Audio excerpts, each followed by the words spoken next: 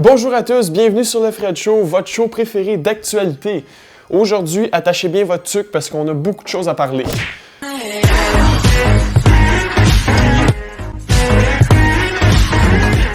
Donc, pour commencer, je veux parler du virus en Chine. Donc, il y a un virus présentement qui se répand extrêmement rapidement en Chine. Il s'appelle le 2019 nCoV.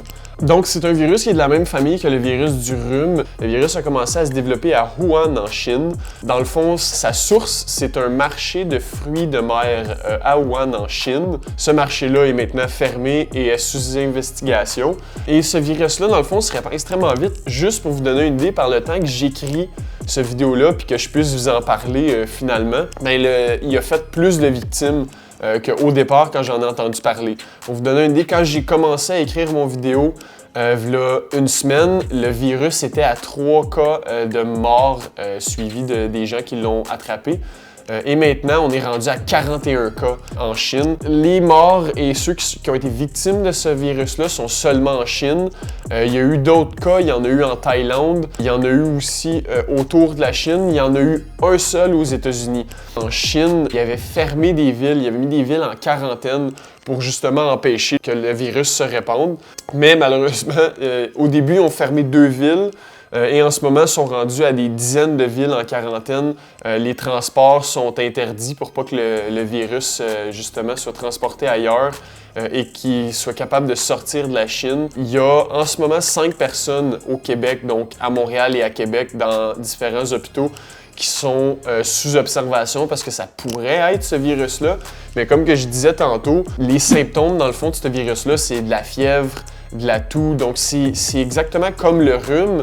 Donc c'est pour ça que souvent le monde sont sous observation, mais on peut pas dire « Ah oui, tu as ce virus-là », puisque justement il y a les mêmes symptômes qu'un virus qu'on attrape souvent, qui est le rhume. Gordon Galea, c'est le représentant de l'Organisation mondiale de la santé en Chine, et lui a dit dans le fond, et je cite, je l'ai traduit en français par exemple parce que c'était en anglais, « À ma connaissance, essayer de contenir une ville de 11 millions de personnes est nouveau à la science. » Donc, en Chine, ils sont extrêmement nombreux. Au début, quand lui a dit ça, 11 millions, c'était à Wuhan et à l'autre ville. Donc, il y avait seulement 2 villes qui étaient fermées. Maintenant, on est rendu à plus de 40 millions de personnes qui sont sous quarantaine. Aujourd'hui même, c'est le Nouvel An chinois. Au moment où je filme la vidéo, il y a beaucoup de gens qui voyagent à ce moment-là. Donc, il y a beaucoup de Canadiens qui vont, par exemple, en Chine. Il y a beaucoup de Chinois qui se promènent en Chine. Donc, par exemple, un des cas de mort qu'il y a eu en Chine, il est allé voir de la famille à Wuhan, qui est la ville principale où tout a commencé. Et malheureusement, il a succombé au virus. Donc, c'est quelque chose à faire attention, c'est quelque chose à suivre parce que je l'ai suivi toute la semaine et toute la semaine, ça changeait. Donc, il y a des gens qui étaient atteints, il y a des gens qui en sont morts plus qu'au départ quand on a eu connaissance de ce virus-là. C'est probablement quelque chose que je vais reparler dans une prochaine vidéo, voir où on en est. Peut-être qu'il va y avoir des cas au Québec confirmés à ce moment-là. C'est sûr que je vais vous tenir au courant. Donc voilà, ça c'est pour le virus 2019 nCoV. Et maintenant, on continue. Prochaine nouvelle, à Terre-Neuve, il y a eu, il y a une semaine, une énorme tempête de neige. Il y a eu 76 cm de neige qui ont tombé. 76 cm avec des vents à plus de 100 km/h. Donc, c'était vraiment une énorme tempête. C'est quelque chose de jamais vu. C'est une tempête record là, pour Terre-Neuve. Ça a été tellement gros comme tombée de neige. Je vais mettre des photos, là, vous allez voir. C'est impressionnant à voir. Il y a des gens même qui ouvraient leurs portes puis qu'il y avait de la neige qui bloquait la porte. Donc, ils pouvaient même pas sortir de chez eux. Il fallait qu'ils fassent des igloos ou genre des tunnels pour sortir de leur maison, donc c'était vraiment pas idéal. Et là, la ville a dû déclarer état d'urgence. Donc, l'armée est venue les aider. Il y a plus de 400 soldats canadiens qui ont été aidés à déneiger les rues, pouvoir déneiger les entrées de maison, donc pour permettre aux gens de se promener à Terre-Neuve. Et officiellement, ce matin, encore une fois, au moment où je filme la vidéo, l'état d'urgence a été levé. Donc, les gens peuvent finalement sortir de chez eux pour aller marcher ou aller en voiture ou pouvoir sortir de la ville tout simplement. Donc, ils ont finalement réussi là, à déneiger suffisamment pour que la vie reprenne son cours. Malheureusement, en même temps d'avoir repris le cours normal, il y a un corps qui a été retrouvé dans la neige par la gendarmerie royale. Donc, il y a eu un mort suite à ce blizzard-là. Mais on est content au moins de voir que l'état d'urgence a été levé. Maintenant, une autre nouvelle qui est pas super positive, c'est un drame qui est arrivé au lac Saint-Jean, plus précisément à Saint-Henri-de-Taillon.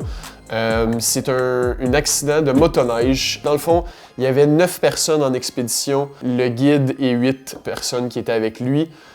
En ce moment, il y a 3 survivants qui ont réussi à se sortir de l'eau et de la glace qu'il y avait sur le lac avec leur motoneige, qui ont été se réfugier à un dépanneur. Et là, ils se demandaient où étaient justement les autres personnes de leur équipe.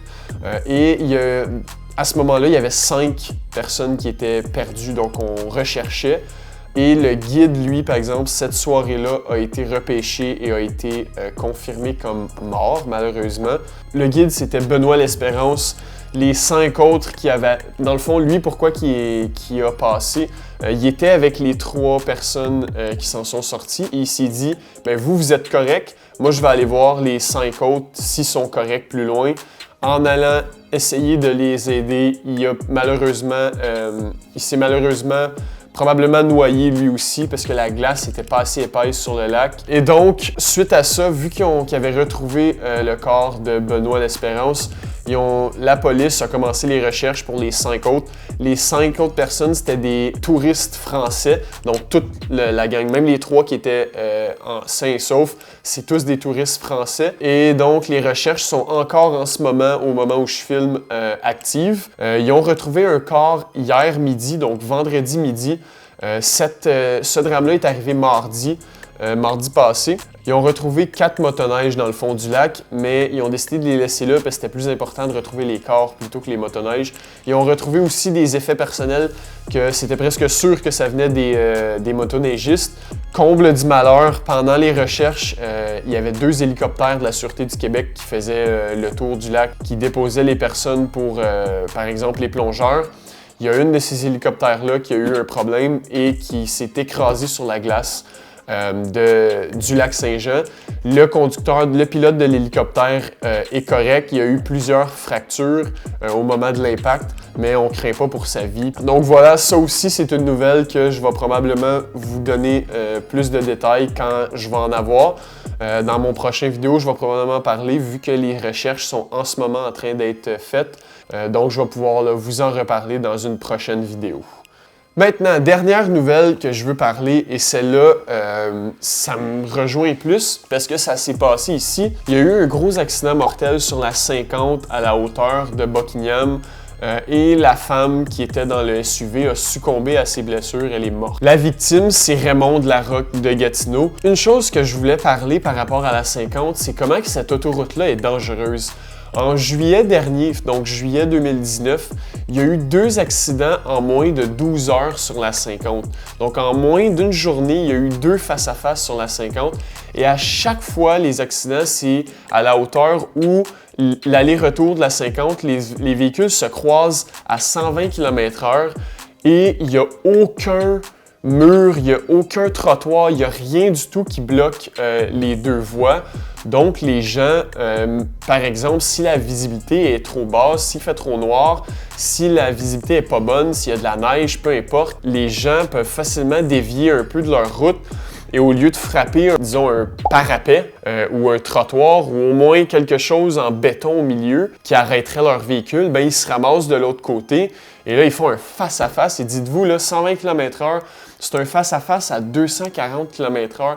C'est impossible de survivre à ça, ou presque. Ça, c'est quelque chose que ça fait longtemps qu'à chaque fois que je vois un accident sur la 50, je me dis, cette autoroute-là est tellement dangereuse, puis je la prends tous les jours, cette autoroute-là, pour aller peu importe où. Beaucoup de gens qui prennent cette autoroute-là tout le temps. Donc, d'après moi, ça serait vraiment important qu'on fasse quelque chose avec ça, que la ville fasse quelque chose, qu'on la sécurise plus, au moins mettre quelque chose. Je dis pas de l'élargir parce que la ville a un projet pour élargir l'autoroute. Pas nécessairement de l'élargir, mais juste de mettre quelque chose au milieu qui peut au moins séparer les 2 voies, qui va faire que c'est beaucoup plus sécuritaire de rouler sur cette autoroute-là sans avoir peur là, de faire un face-à-face.